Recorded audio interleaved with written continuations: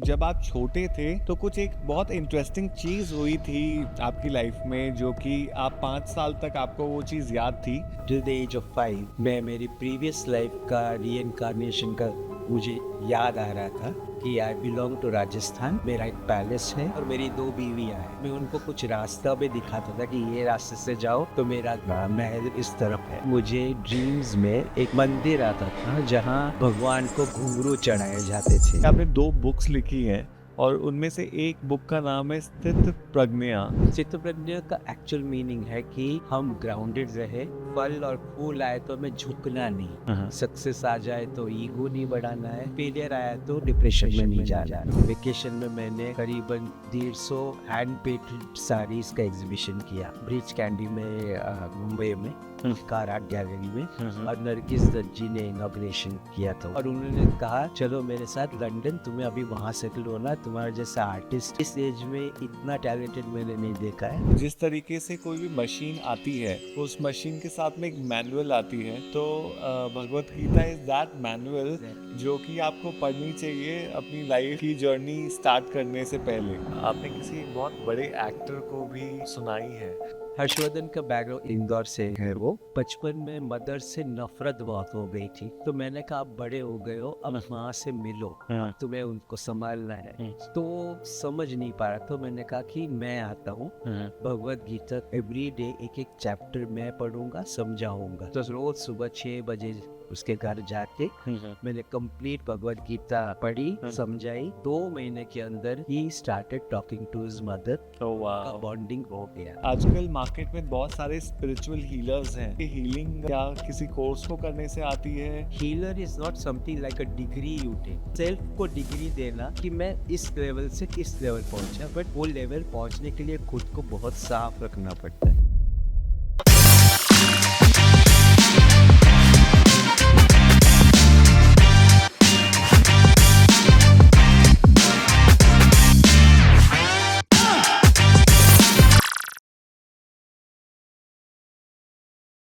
खवागनी and welcome to encounters with Abhimanyu Tomar. और आज हमारे साथ में एक बहुत ही स्पेशल गेस्ट है। स्पेशल इसलिए क्योंकि वो एक पेंटिंग आर्टिस्ट हैं, ऑथर हैं, स्पिरिचुअल हीलर हैं और म्यूजिक कॉन्सर्ट क्यूरेटर भी हैं। तो आज हमारे साथ में हैं Mayur Shah ji from Bombay. Welcome to our show Mayur ji. Thank you so much, Abhimanyu. It's a privilege to be on your podcast. It is an honor to invite you for our podcast and thank you so much for accepting it. Very cool. Thank you so much. तो मयूर जी, हम लोग शुरुआत करते हैं आपके बचपन से। तो मेरे को ये सुनने में आया है कि जब आप छोटे थे तो कुछ एक बहुत इंटरेस्टिंग चीज़ हुई थी आपकी लाइफ में जो कि आप 5 साल तक आपको वो चीज़ याद थी। तो उसके बारे में कुछ शेयर करना चाहेंगे? मेरे पेरेंट्स कह रहे थे कि जब टिल द एज ऑफ 5 मैं मेरी प्रीवियस लाइफ का रीइंकार्नेशन का मुझे याद आ रहा था कि आई बिलोंग टू राजस्थान। मेरा एक पैलेस है और मेरे घर में से ही खाना बनता है और मेरी 2 बीवियां हैं। अच्छा। और मैं उनको कुछ रास्ता भी दिखाता था कि ये रास्ते से जाओ तो मेरा घर है, मेरा महल इस तरफ है। और उसी वजह से मैं बचपन से मेरा खाना सिर्फ घी में बनता था, मैं तेल में कभी खा ही नहीं सकता। अच्छा अच्छा अच्छा अच्छा। और एक अच्छा इंसिडेंट है कि करीबन 10-12 साल का था तो रेगुलरली मुझे ड्रीम्स में एक मंदिर आता था जहाँ भगवान को घुंघरू चढ़ाए जाते थे। ओके। तो वो बहुत बार सपने आने के बाद मैंने मेरे पिताजी को बताया कि ऐसे सपने मुझे आ रहे हैं, बहुत रियल सा लग रहा है। अब तब तो गूगल और इंटरनेट नहीं था, तो किसी तरह उनको 2 साल लगे और वो एक्चुअल मंदिर राणकपुर में मिला। ओके। जो मैंने देखा था वो एक्चुअल था। आपने फिर दर्शन करे? दर्शन करने गए, सारी फैमिली गई और सब देख के हैरान हो गए कि इतनी क्लैरिटी से जो सपने में आ रहा था आ रहा एक्चुअल में है। ओके। वो किसका मंदिर है क्या? वहाँ कई लोकल देवी या देवता है ओके। जिनको घुंघरू चढ़ाते हैं, वो है। अच्छा। सारे मूर्तियाँ के पास घुंघरू पड़े रहते हैं। Okay okay okay. तो आपने आसपास में पता किया कि कोई ऐसी फैमिली या कोई रहा हो या आपकी वाइफ इंतजार कर रही हो? कि वो हम लोग इतने औ में थे वो मंदिर देख के कि डिसबिलीव सा होने लगा कि इतना सत्य कैसे हो सकता है ना, कि जो है सपने में दिख रहा है वो एक्चुअली वैसा है। तो रीइंकारनेशन का जो कनेक्शन था ना, कनेक्शन है, और स्ट्रॉन्ग स्ट्रांग हो गया। हाँ, मतलब मैं मयूर जी को पिछले 5-6 साल से जानता हूँ और मुझे ये चीज़ मालूम नहीं थी। और कल जब वो बॉम्बे से यहाँ आए और मैंने उनको एयरपोर्ट से पिक किया, तब कॉन्वर्सेशन के दौरान उन्होंने मुझे ये चीज़ बताई और मैंने जब ये चीज़ सुनी तो मैंने बोला okay let's talk about this. मतलब मैंने आज तक ऐसा कोई इंसान से मैं मिला नहीं था जिसको अपना पुराना जन्म याद हो। और फर्स्ट टाइम मेरे रोंगटे खड़े हो गए थे इस चीज़ को सुन के।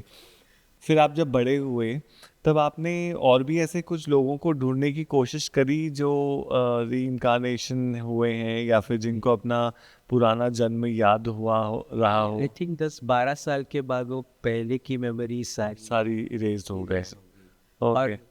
करीबन उसी टाइम मैंने बहुत, मुझे पढ़ने का बहुत शौक था, बुक रीडिंग। तो द फर्स्ट थिंग मैंने जो शुरुआत की वो सारे भगवद गीता, गुरु ग्रंथ साहिब, बाइबल, ये सारा मैंने उस एज से पढ़ना सीखा और इंटरेस्ट आया। रिलीजियस लिटरेचर जितना भी है वो आपने पढ़ा। स्टोरीज, उनका कनेक्शन और हर एक का क्या प्रिंसिपल है। इवन इस्लाम का जो प्रिंसिपल्स बहुत अच्छे हैं।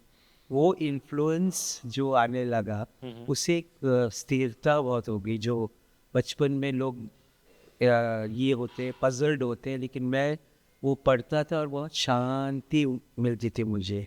तो उस तरफ, स्पिरिचुअलिज्म की तरफ मेरा ये मूड या कहो या लाइकिंग होने लगा। और एट द एज ऑफ 18 मैंने स्वामी चिन्मयानंद मिशन से वेदांता में डिस्टिंक्शन मिला मुझे, ओके। कॉरेस्पॉन्डेंस कोर्स में। किस चीज़ का कोर्स था? वेदांता पे, अच्छा। Understanding the Vedanta. Okay okay. Vedas main है, हाँ। वेदांतास उसके ऑफशूट्स। ऑफशूट्स है। तो वेदांता की स्टडी करना है, 1 साल का कोर्स होता है और फिर उसकी एग्जाम। ओह, तो आपने मतलब वेद और कुरान की थोड़ी सी स्टडी करी है। ओके। काफ़ी बार देखने में आया है कि कभी कोई अब बच्चा अनाथ होता है और उसको अडॉप्ट कर लिया जाता है, तो वो नई जगह जब चला जाता है, जब उसको थोड़े टाइम बाद में पता चलता है कि वो इस जगह से बिलोंग नहीं करता है, तो वो अपनी जो पुरानी लाइफ के बारे में जानने के लिए बहुत उत्सुक हो जाता है और फिर वो वहाँ पे जाता है और फाइंड आउट करने की कोशिश करता है कि उसके पेरेंट्स कौन थे या क्या रीज़न रहे हैं कि वो अपने असली घर में नहीं है। तो आई एम श्योर इस तरीके का एक, बिकॉज बचपन में बहुत ज़्यादा क्यूरियोसिटी होती है, तो जब आप बड़े हो रहे होंगे तो ये सारी चीज़ें आपके दिमाग में आ रही होंगी कि मुझे उसको फाइंड आउट करना चाहिए। तो और एट द सेम टाइम वो काफ़ी डिप्रेसिंग भी हो जाता है और एनजाइटी लेवल्स भी काफ़ी बढ़ा देता है। तो उस एनजाइटी लेवल और उस चीज़ को आपने किस तरीके से चैनलाइज किया? आई थिंक जो बुक्स मैंने पढ़ना शुरू किया एट द एज ऑफ 10, 10 या 11 साल में, जो सारी रिलीजन पे थे, वो बुक्स और इतनी गहराई से स्टडी किया मैंने उस उम्र में, अंडरस्टैंड करना फिलॉसफी को, उससे बहुत फ़र्क पड़ गया। जो बेसिक प्रिंसिपल्स ऑफ ह्यूमैनिटी है, जो हम एक्चुअली आगे जाके सीखते हैं, मैंने 10 या 11 साल में वो एक्सपीरियंस एक्चुअली पढ़ के किया। और हमारे घर में ऐसा था कि फादर जैन थे, मदर वाज वैष्णव। उस ज़माने में जैन और वैष्णव में शादियाँ नहीं होती थी। नहीं होते हैं। तो मेरे ग्रैंडफादर ने मेरे फादर को घर से निकाल दिया था ओके। और फैमिली से अलग कर दिया कि वैष्णव से शादी की है तो साथ में नहीं रहे। इंडिपेंडेंट हम लोग फैमिली यूनिट रहते थे, बट कभी भी रिलीजन पे कोई हमें बाधा नहीं थी कि जैनिज़्म ही फॉलो करना है या वैष्णविज़्म ही फॉलो करना है। बिकॉज डैडी हमको दरगाह पे भी ले जाते थे, गुरुद्वारा पे भी ले जाते थे। तो वो जो फ्रीडम मिला, उसमें एक एनालिसिस करने को मुझे टाइम मिला कि ultimately everything is the same. कुछ अपना नहीं है जो मैं कहूँ कि मैं ये हूँ। सब धर्म अपने में ही है, जो निभाना है, जो पाथ लेना है, अपने को लेना है, और पाथ वही है ह्यूमैनिटी के का पाथ।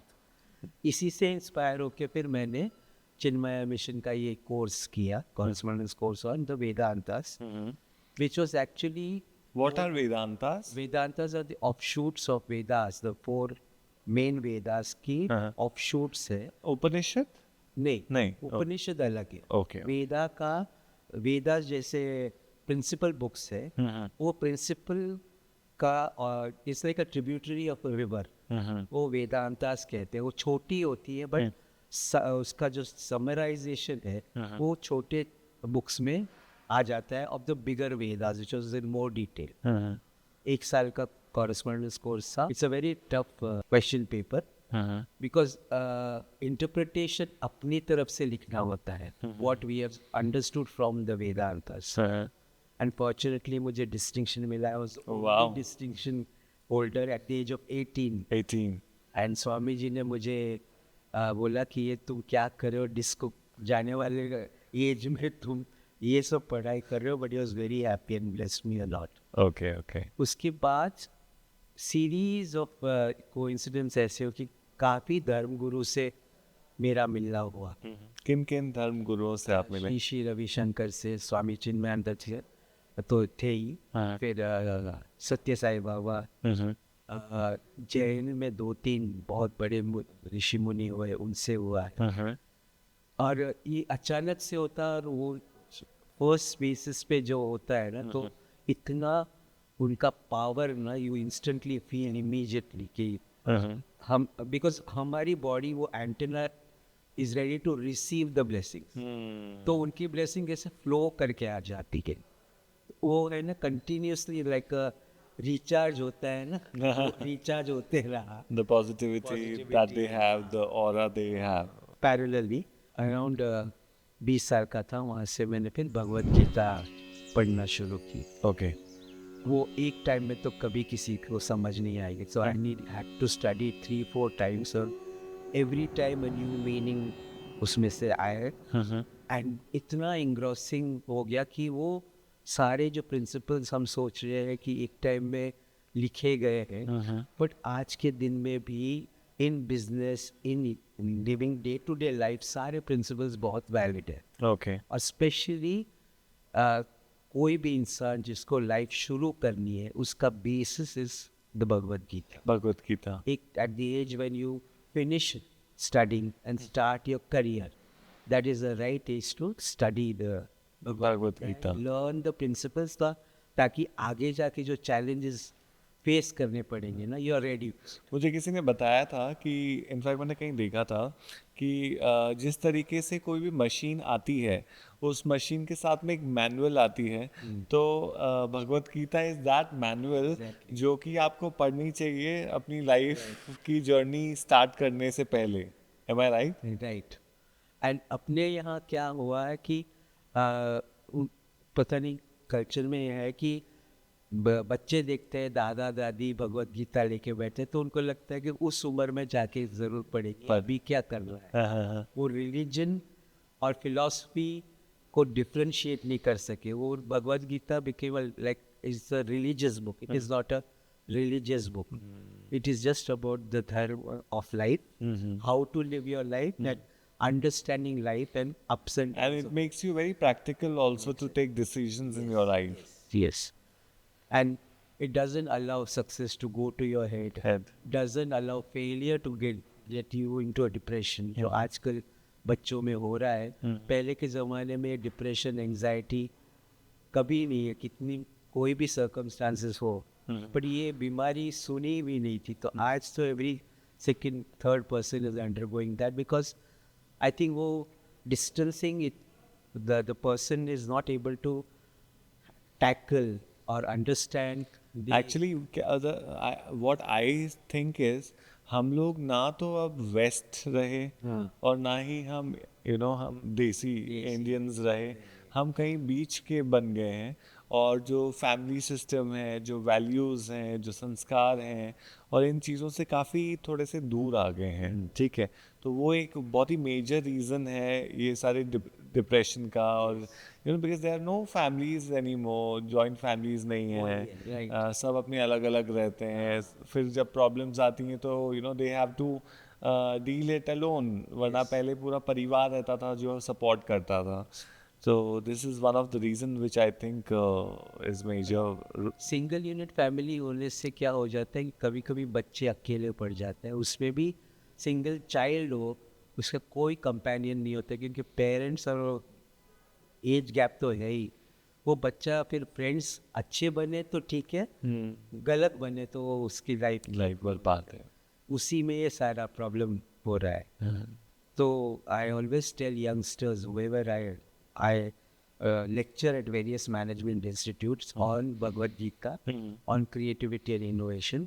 और मैं हर एक को बोलता हूँ कि पहले जाके भगवद गीता पढ़िए, ना भी समझ आया तो drink it like a poison, कि मुझे पढ़ना ही है। वो पढ़ते जाओगे तब आप रियलाइज करोगे कि हाँ, indirectly I am getting so many messages from it, और वो आपका बेसिस फर्म कर देंगे और आपकी आगे के करियर स्मूथ करने में बहुत मदद करेंगे। इसी बात से मुझे याद आ रहा है कि आपने 2 बुक्स लिखी हैं और उनमें से एक बुक का नाम है स्थित प्रज्ञा। और जब मैंने आपसे पूछा कि इसका मतलब क्या होता है, तब आपने बताया कि एक ऐसा स्टेट जहाँ आपको दुख भी रियलाइज़ नहीं होता है ज़्यादा और आपको सुख भी रियलाइज़ नहीं होता है। तो इसके बारे में थोड़ा सा कुछ मुझे बताइए और इस बुक के बारे में व्यूअर्स जानना चाहेंगे। जरूर। स्थित प्रज्ञा का एक्चुअल मीनिंग है कि हम ग्राउंडेड रहे, like roots are deep into the ground, तो स्टॉर्म आए तो हमें गिरना नहीं है, और बहुत फल और फूल आए तो हमें झुकना नहीं। So you always take life in a very practical manner. Success आ जाए तो ईगो नहीं बढ़ाना है, फेलियर आया तो डिप्रेशन में नहीं जाना है। और एवरी डे जैसे दिन है रात है, वो success and failure will keep on happening. Relationship में भी ऊपर नीचे होता रहता है, तो nothing should disturb you, you should carry out doing your duties. Coincidentally ऐसा हुआ कि I came in touch with the managing director of Bombay stock exchange, mister Ashish Chauhan. और उनकी जर्नी जब मैं उनसे बात करने लगा तो पता चला कि came from a very small village in Gujarat. कोई एम्यूनिटीज़ नहीं थी, पैदल स्कूल में जाना वगैरह, गरीब, बहुत गरीब बैकग्राउंड से। And how he through his own understanding of life, he also follows the Bhagavad Gita. वहाँ से IIT गए, IIM में ग्रेजुएशन किया, and he has reached the state of being a managing director of the biggest stock exchange of India. And that is why I called the book Sthit Pragnya, because उनकी journey जो थी वो बहुत unique थी, with all disadvantage on his side। जब वो IIT में गए तो एक वर्ड इंग्लिश का नहीं आना, और सारे लेक्चर्स इंग्लिश में थे, तो वो डिक्शनरी रख के रात को बैठते थे to understand each word.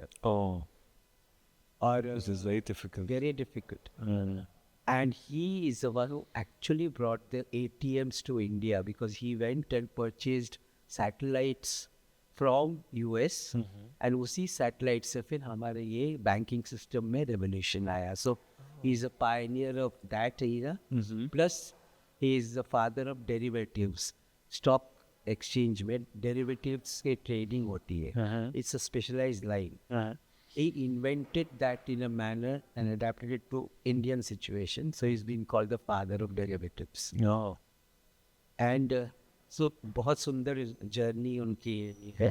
And उसी से इंस्पायर होके मैंने ये बुक लिखी, और उसका टाइटल ही मैंने स्थित प्रज्ञा लगा। हमें एक और चीज़ मालूम है कि आप बहुत ही क्रिएटिव हैं, चाहे वो बुक लिखना हो या फिर वो पेंटिंग बनाना हो या फिर म्यूज़िक से रिलेटेड कोई भी एक्टिविटी हो। तो इन सारी चीज़ों का डेवलपमेंट कैसे हुआ? आपको कब से याद है कि आपने फर्स्ट स्केच बनाया हो या फिर म्यूज़िक को एंजॉय किया हो? तो इसका शुरुआत कैसे हुई? ये बहुत इंटरेस्टिंग है। ये सारा एक्चुअली मेरे मदर से इनहेरिट हुआ है। My mother was a dancer, singer थी जो गीता दत्त जी के साथ गाती थी। लेकिन उस टाइम लड़कियों को फिल्म लाइन में बिल्कुल अलाउड नहीं था, सो उनके फादर ने उनको ना बोल दिया कि सिंगिंग डांसिंग में मत जाना। She was also very good painter and also a writer. तो ये साइलेंट इनहेरिटेंस मुझे जो मिला उसको मैंने फिर अपने आप डेवलप किया। और बचपन में वेकेशन टाइम वगैरह में मैं 1 महीना का जो मई वेकेशन होता है उसमें मैं कुछ ना कुछ नया करता था। जैसे एक वेकेशन में मैंने करीबन 150 हैंड पेंटेड साड़ीज़ का एग्जीबिशन किया। खुद मैंने पेंट की और एग्जीबिशन किया। एक एग्जीबिशन किया जो at the age of around 17 में था। मैं राजस्थान से बहुत इन्फ्लुएंस था, तो मैंने हॉबी की तरह एक पेंटिंग शुरू किया जो क्लॉथ पे वो सिल्क या इसमें उस पे ड्राइंग करके उस पे गोल्ड जरी टिक्की वगैरह जो राजस्थान के टिपिकल वर्क है वैसी चिपकाता था। और इतने सुंदर बनी पेंटिंग्स, तो मेरे डैडी ने कहा कि इसका एग्जीबिशन करते हैं। तो करीबन आई थिंक 20 एक पेंटिंग बनी और वो बहुत बड़ी थी। Each painting was almost 10 feet by 5 feet और 4 फीट बाय 6 फीट। और एग्जीबिशन किया ब्रिज कैंडी में, मुंबई में कार आर्ट गैलरी में। और नरगिस दत्त जी ने इनॉग्रेशन किया था उसे। ओह वाह, आप नरगिस जी से मिले हैं? मिला भी और उन्होंने कहा चलो मेरे साथ लंदन, तुम्हें अभी वहाँ सेटल होना, तुम्हारा जैसा आर्टिस्ट इस एज में इतना टैलेंटेड मैंने नहीं देखा है। पर तभी डैडी ने कहा कि नहीं, इसको स्टडीज़ पहले ख़त्म करने दो। और शायद प्रिमोनिशन हुआ because daddy died very soon after this exhibition. तो good that I studied and got, otherwise family would संभाल नहीं पाते। तो और उस एग्जीबिशन में सबसे बेस्ट पार्ट थी कि फॉरेनर्स बहुत प्रेज करते थे और गैलरी के सामने शाम को खड़े रहते थे सिर्फ एडमायर करने। क्योंकि मैंने शकुंतला, श्रीनाथ जी, राधा कृष्णा, ये सारे ह्यूज पेंटिंग्स को इतना डेकोरेट किया glittering with diamonds and semi precious stones की, तो वो देखते ही रह गए। और मैं काफ़ी मेरी पेंटिंग्स बड़े बड़े इंस्टीट्यूशंस में गई। इनफैक्ट मेरा फर्स्ट पेंटिंग जो गणपति जी था, Tarachand Barjatya bought it from where I had given it for framing. वहीं से उन्हें बुकिंग कर लिया कि मैं खरीद रहा हूँ और लेके गए। तो पहला पेंटिंग वो भी गणपति का इस तरह से सेल हो गया। ओह वाह। तो वो एक्सपीरियंस बहुत ही अच्छा रहा। उसी ऐसे ही करते करते करते अलग अलग चीज़ों में मुझे इंटरेस्ट आने लगा। मुझे याद आ रहा है कि भगवत गीता आपने किसी एक बहुत बड़े एक्टर को भी सुनाई है, तो क्या रीज़न रहा कि आपको सुनाना पड़ा और उन्होंने खुद ने पढ़ा नहीं? और वो कौन थे, थोड़ा सा इसके बारे में आप बताना चाहेंगे? फेसबुक पे मुझे हर्षवर्धन रानी मैंने नोटिस किया था, तेलुगु फिल्म्स करता था। तो ऐसे ही मैंने अप्रोच किया एंड ही स्टार्टेड रिप्लाइंग और एक बॉन्डिंग हो गई। 2 साल के बाद he got his first Hindi film और बॉम्बे शिफ्ट हो गया। बॉम्बे शिफ्ट होते ही मुझे बाय चांस थिएटर में ही मिला। मैं कुछ फिल्म देखने जा रहा था, वो film got over and I was leaving and he entered and that's the first time we came face to face. और इंस्टेंट वो ऑरा कनेक्ट हो गए। और दूसरे दिन मैंने कहा मुझे आपसे मिलना है 10 मिनट के लिए। So he agreed. So we met at a coffee shop और मैंने कहा कि आपकी लाइफ में कुछ यूनिक है ऐसे मुझे लग रहा है, तो can I write a book on it? तो ही सेड कि ही सडनली रियलाइज कि हाँ, he has so much to communicate and he immediately agreed. हमने नरेशन शुरू की और फिर मैंने बुक लिखी। उसकी क्या नाम था उस बुक का? Life hand picked. उसमें क्या आप थोड़ा सा डिटेल में बताना चाहेंगे? हर्षवर्धन का बैकग्राउंड इंदौर से है वो। फैमिली में थोड़ा सा मदर फादर में प्रॉब्लम था, सेपरेट हो गए थे वगैरह। और इसको स्टडीज़ में प्रॉब्लम इसलिए था कि ये सफ़र फ्रॉम डिस्लेक्सिया, ओके। जो आपने आमिर खान की फिल्म में तारे ज़मीन पर पे पेन जो वर्ड्स Words, पढ़ नहीं पाते हैं वो डांस करने लग जाते हैं। या तो उसकी वजह से उसका education was not very good. और उसको बचपन से ही अट्रैक्शन था कि मैं कुछ एक्टिंग की लाइन में Okay. टीवी पे आ जाऊँ वगैरह। तो घर से भाग गया था, अच्छा।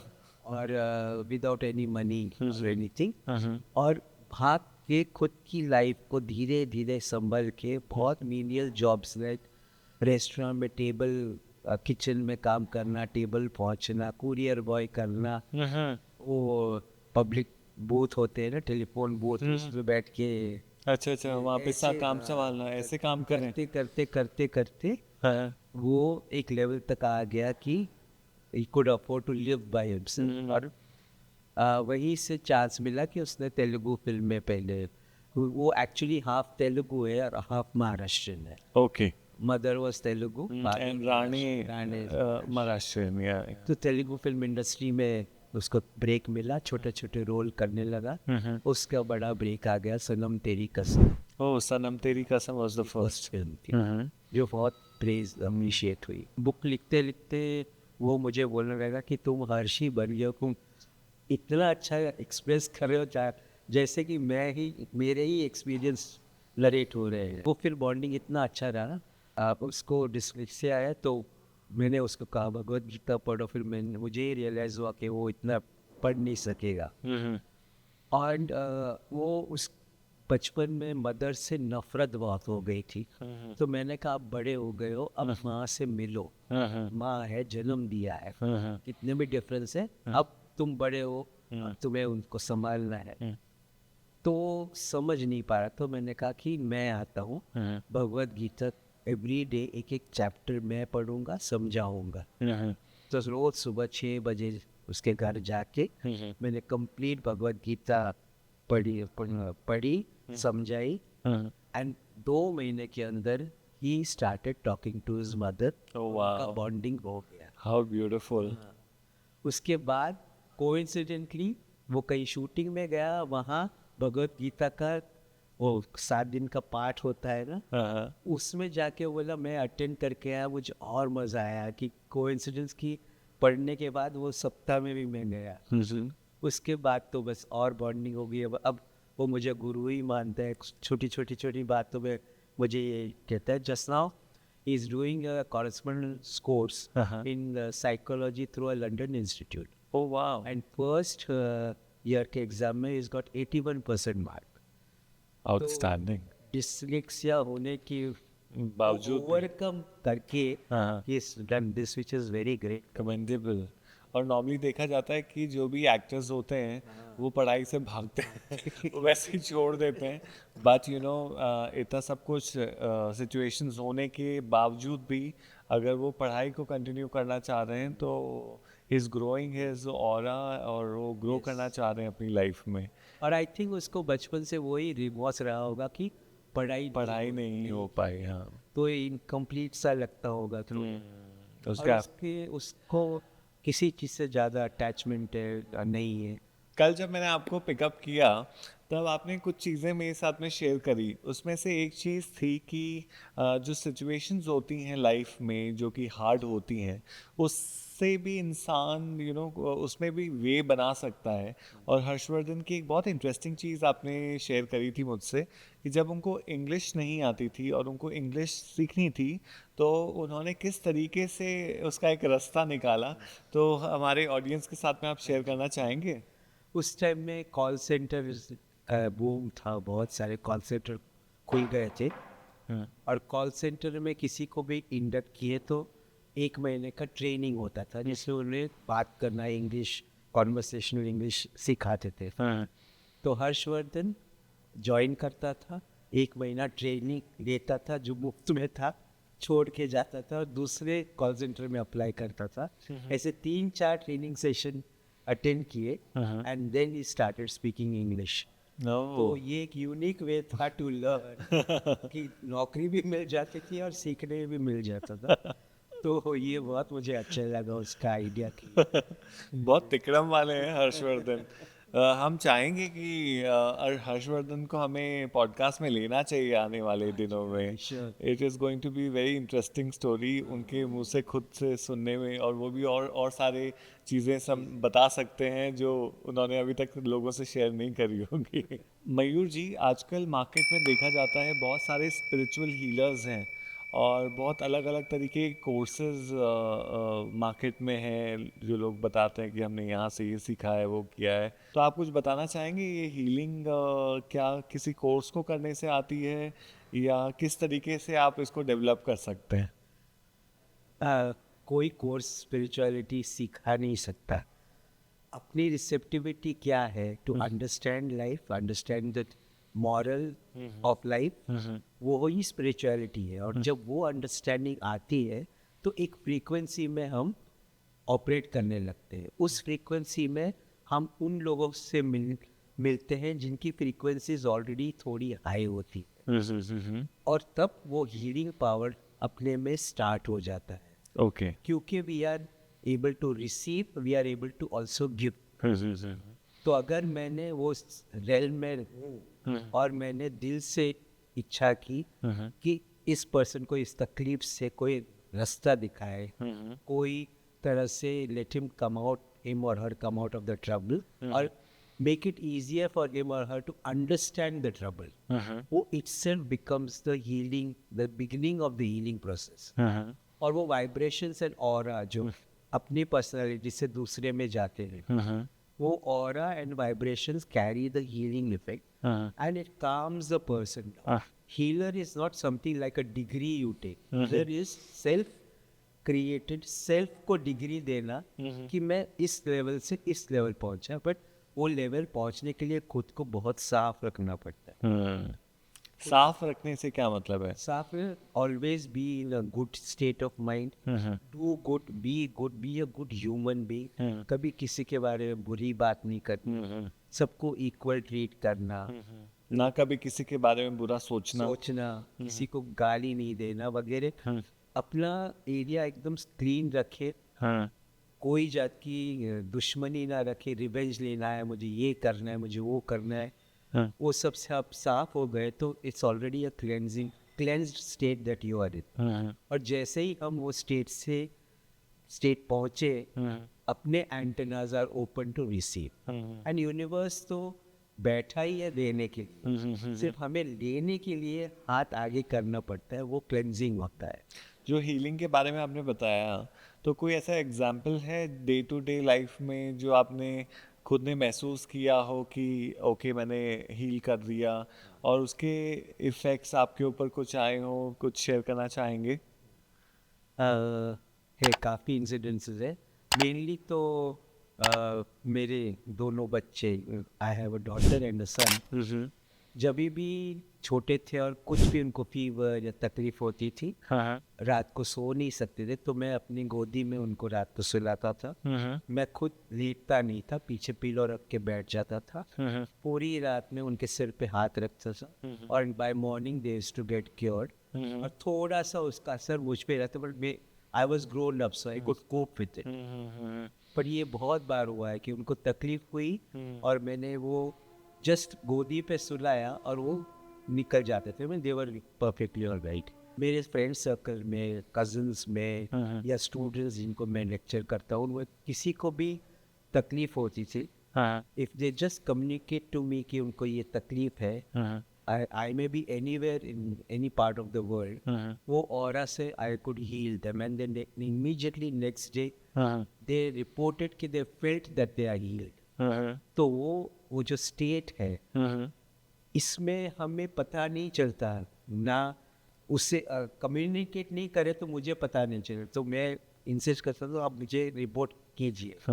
वो एक ट्रांसपेरेंट सा जो स्टेट होता है कि जहाँ हमने अच्छी इच्छा दी, अच्छे वाइब्रेशंस भेजे, उस पर्सन ने रिसीव किए और वो क्लेंस हो गया, that is the healing, that is actually healing. Because बीमारी है तो शरीर तो बीमार पड़ेगा ही, फीवर होगा, कफ होगा, कोल्ड होगा, इसलिए मृत्यु लोग भी बोला जाता है। तो वो तो एक्सेप्ट करना है, बट जो मेंटल हीलिंग चाहिए, खुद को जो स्ट्रेंथ चाहिए, वो इसी ऑरा से जाता है। मैंने देखा है काफ़ी लोग आपसे टच में इसलिए भी रहते हैं कि उनको जो उनकी डे टू डे लाइफ में जो भी हसल पसल रहता है उससे जब वो परेशान हो जाते हैं तो वो आपको ज़रूर याद करते हैं और बोलते हैं मयूर जी प्लीज़ आपकी हीलिंग पावर्स हमें चाहिए।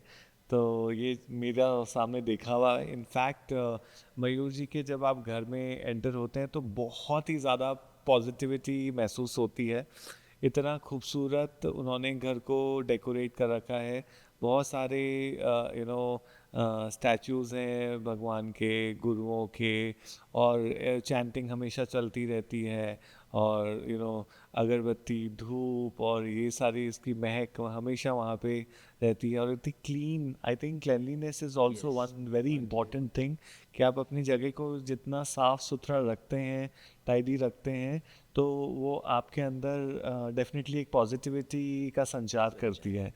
तो जब आप उनके घर में जाएंगे तो आपको ऐसे लगेगा कि आप किसी बहुत ही पवित्र स्थान पे आ गए हैं, और उसके बाद में अपने आप पॉजिटिव आप हो जाते हो। ये सेम सिचुएशन मेरी ऑफिस का भी है। कई बार कोई क्लाइंट्स एकदम मीटिंग से आते होंगे, कुछ हुआ होगा, आते ही बोलते हैं यहाँ आके सारे दुख भूल जाता हूँ मैं, इतना अच्छा मैं बैठा हूँ थोड़ी देर, और आराम से बैठ के मैं बोलता आप बैठिए, calm down, have a cup of T, relax. तो ये मैंने मेरे ऑफिस में भी वो ऑरा ही रखा है। आपके घर पे एक बहुत बड़ी सी मूर्ति लगी हुई है साईं बाबा की, राइट?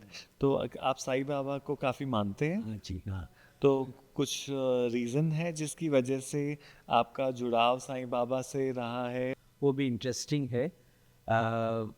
जब I was going to be born, उसके पहले मेरी मदर को 2-3 बार लेबर पेन हुआ, but she had to come back home because they were false labour pain. Okay. तो तीसरी बार जब she got the labour pain, मेरे मामा ने डिसाइड किया कि इस टाइम तो हॉस्पिटल, जब मम्मी हॉस्पिटल जाएंगे, he will go on a bike to Shirdi और साईं बाबा से प्रे करेंगे ठीक से हो जाए। वो शिरडी पहुंचे और मेरा जन्म हुआ। वाह। तो कनेक्ट जन्म से ही साईं बाबा से हो गया था। उसके बाद both my parents were Sai Baba भक्त्स, तो रेगुलरली हर साल जाना, और शिरडी रेगुलरली जाना। वहीं हम बच्चों को भी साईं बाबा की गोद में रखते हैं। हमारे पेरेंट्स ने हमको रखा था, मैंने अपने बच्चों को भी 1 महीना 2 महीना हुआ के उनके गोद में रखते थे। तो वो कनेक्ट है। और आज भी कहीं भी कोई भी किसी स्टेट में मैं फंसा हूँ या मुझे कुछ हेल्प चाहिए, सिर्फ साईं बाबा बोलने से अपने आप सॉल्यूशन हो जाता है, सोल्यूशन हो जाता है। अपने आप होता है। वो मिरेकल तो है। कोई ऐसा पर्टिकुलर इंसिडेंस जो आप शेयर करना चाहते हैं कि जब आप बहुत ही परेशान थे और अचानक से जैसे कोई डॉक्यूमेंट मैं कहीं भूल गया हूँ। हाँ, एक्चुअली कल वैसे ही हुआ, कल ही हुआ एयरपोर्ट पे। अच्छा। मेरी स्लिंग बैग थी, हाँ मैं कहीं एक जगह बैठा था, हाँ हाथ में कैरी बैग और वो स्लिंग बैग, हाँ और मैं उठा वॉशरूम जाया गया। I forgot that I kept my sling bag on the seat next. Okay okay okay. तो वॉशरूम के बाहर आने बोला मेरी बैग कहाँ गई, तो तुरंत साईं बाबा का नाम लिया कि ये मैं कभी भूलता नहीं हूँ ऐसे, इस टाइम क्या हो गया। यहाँ वहाँ सब जगह दौड़ा कि कहाँ चली गई, गिरी कैसे मेरे कंधे से। और 5 मिनट में मेरे जहाँ मैं बैठा था वो सीट के पास वैसे की वैसे था। पड़ी थी। ऊपर से एक आदमी, एक बुजुर्ग आदमी, वो बोल रहे हैं मैं आप ही के लिए वेट करता था, ये आपकी चीज संभाल रहा है। Oh wow. तो ये मुझे लगा कि ये बाबा ही बोल रहे हैं।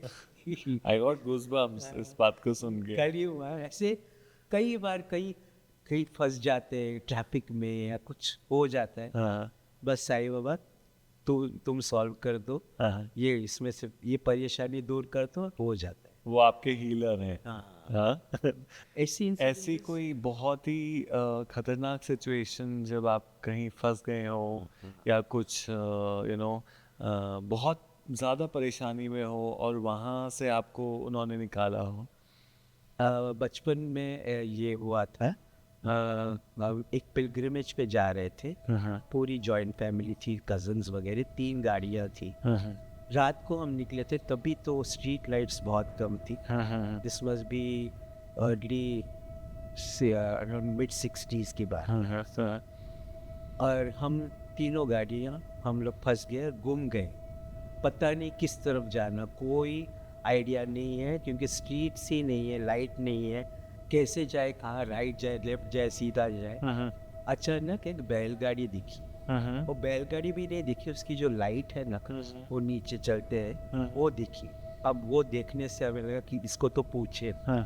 तो तीनों गाड़ी लाइन से जा रही है उसको पकड़ने. वो पकड़ा नहीं गया और वो सीधा हमको पहुंचा दिया हमारे डेस्टिनेशन और वहाँ से गायब.